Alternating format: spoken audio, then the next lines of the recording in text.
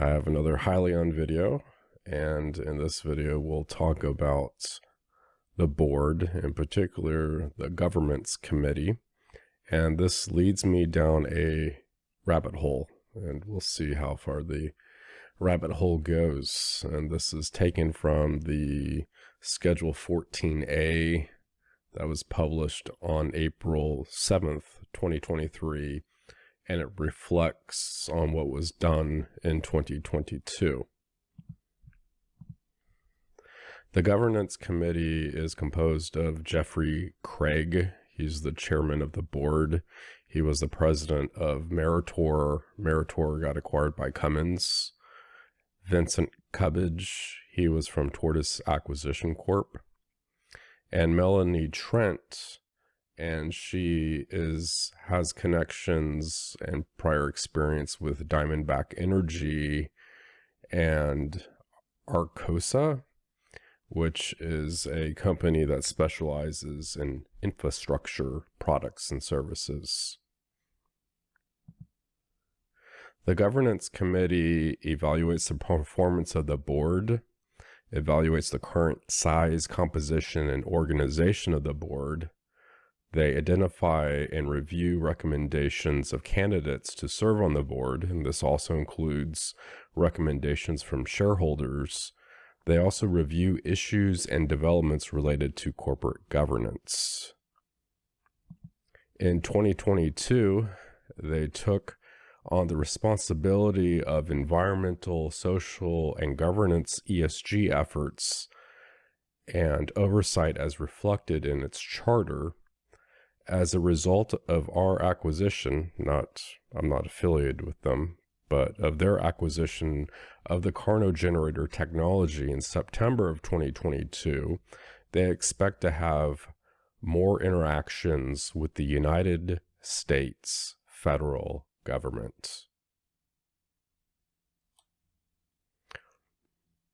The board approved a revised code of business conduct and ethics, which includes applicable government contracting requirements. Let's see where this leads. On Hyliion's website, once you look through the revised code of conduct and ethics, there's a section in there that says, we also provide contract services to the federal government. Federal government customers have unique requirements to ensure taxpayer dollars are spent on fair and reasonable contract prices. And they cite a Federal Acquisition Regulations, FAR, specifically 53.203-13. So pictorially, we have Hyliion. They have a linear heat generator, and in response to something involving the United States government, they've revised the business code of conduct and ethics, and there's also something called FAR 52.23-13. And when I look up FAR 52, it deals with the solicitation provisions and contract clauses.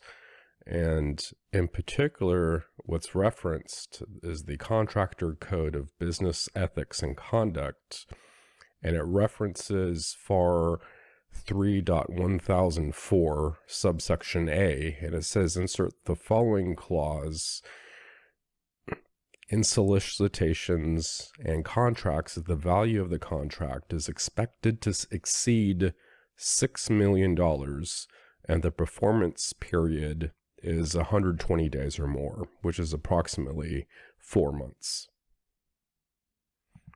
We have Hyliion, the U.S. government, and in the middle, there's some contracts. Let's keep digging. In November 6th of 2021, the government passed the bipartisan infrastructure deal. Today, Congress passed the bipartisan infrastructure deal, a once-in-a-generation investment in our nation's infrastructure and competitiveness. If we're going to take a look at the timelines here, we have the United States government, and they passed the infrastructure law in November of 2021. And here's Hyliion. They hire the chief strategy officer in March of 2022, which is about 4 months, 3 months after this infrastructure law passes. And they follow that up with a purchase of the Carno generator in August of 2022. Now, the United States government also passed the Inflation Reduction Act in August 16th of 2022, which piggybacks and ties into the infrastructure law. The things that Hyliion does is it's lining up in response to something that's going to happen. There's a press release that Hyliion made in October of 2023 that says that they achieved a major step in technology development and further demonstrates the generator's viability in distributed grid applications. In the paragraph below, they reference two things that the chief strategy officer pitched during the Investor Day conference. It's a practical solution for prime power needs. That's the first item. And then she also mentions peak shaving.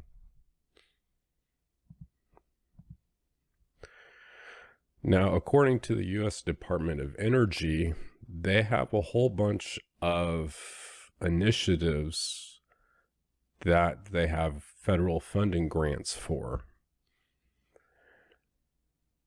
And in particular, one of these is smart grid grants.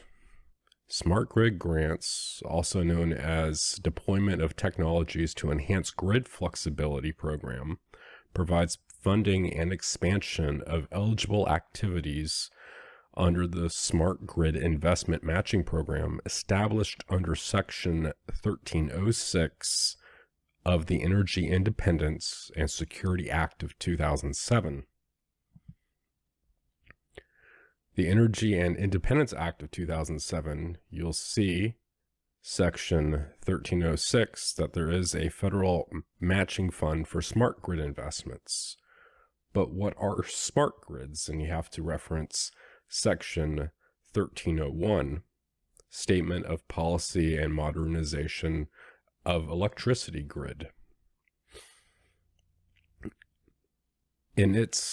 It is the policy of the United States to support modernization of the nation's electricity transmission and distribution system, to maintain a reliable and secure electricity infrastructure that can meet future demand growth, and to achieve each of the following, which together characterize a smart grid. And if you look at Section 7, it mentions deployment and integration of peak shaving technologies. Peak shaving is one of the items that the Chief Strategy Officer mentions in Hyliion Investor Day. Isn't that ironic? No, it's not. The overview, and this is going back to the smart grid from energy.gov, the federal funding amount is $3 billion with a B, not million, $billion. And the recipients include for-profit entities. I'm pretty sure that the board wants a chunk of that cash. To qualify, investments may include monitoring, controlling, and integrating distributed generation into grid operations.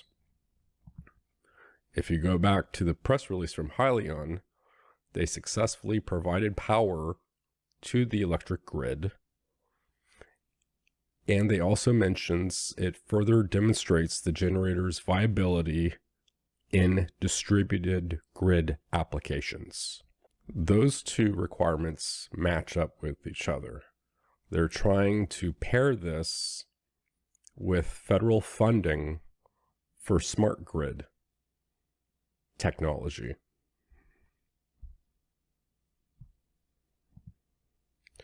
You have Hyliion on the left with their linear heat generator. The chief strategy officer is pitching prime power, peak shaving.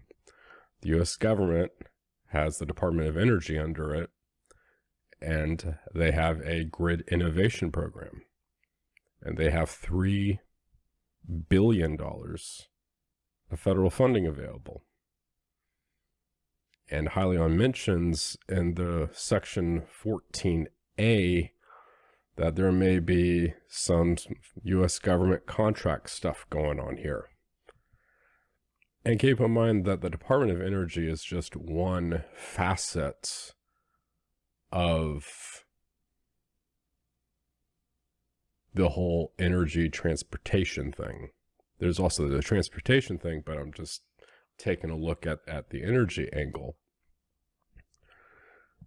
And moreover, Hyliion doesn't really have the capacity to do this at scale, but there's a lot of people on the board, and the chief strategy officer has connections with Meritor, and Meritor was acquired by Cummins, and we know that Cummins not only produces engines for trucks, they also produce generators at commercial scale, and Cummins has Accelera, which is in charge of this kind of new technology thing, and Hyliion is pretty much in bed with Cummins, although they don't publicly state it. But I just see like lots of connections here, between Hyliion and Cummins, and then Hyliion they're trying to insinuate that there's contracts with the U.S. government, but those don't exist yet.